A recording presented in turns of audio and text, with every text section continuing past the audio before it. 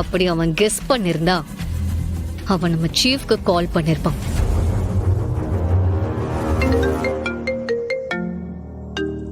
Vijayakumar sir தான் கால் பண்றாரு. ஸ்பீக்கர்ல போடுங்க. சார். சிவா, அந்த வர்மாவுக்கு எல்லாம் தெரிஞ்சு போச்சு.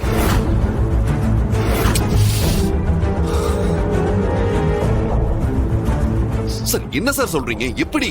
அவனுக்கு விஷயம் எப்படி தெரிஞ்சதுன்னு தெரியல. ஆனா வர்மா எனக்கு கால் பண்ணி பேசிட்டான்.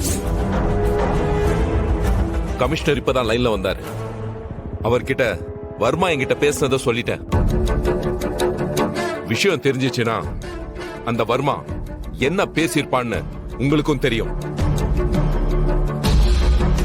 சிவா, கமிஷனர் எல்லாத்தையும் ஸ்டாப் பண்ண சொல்லிட்டார்.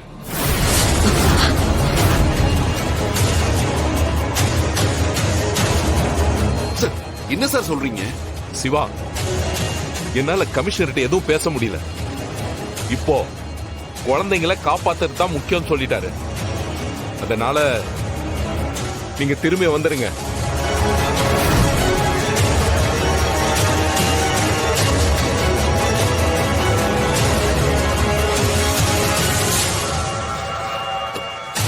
சார் என்ன சார்?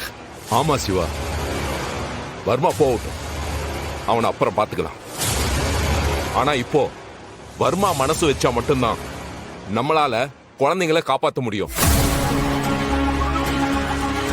சார், வர்மாவை நாம போக விட்டாலும் அவன் அந்த குழந்தைங்களை விட்டுருவான்னு என்ன சார் நிச்சயம்?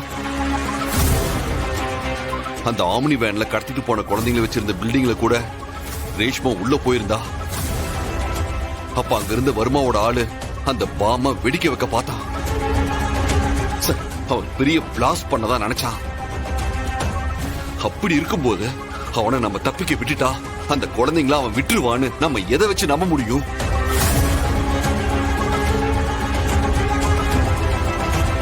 சிவா, உன்னோட கேள்வி கரெக்ட் தான். ஆனா இப்போ நாம அவர் சொல்றத செய்யறத தவிர வேற வழியே இல்ல.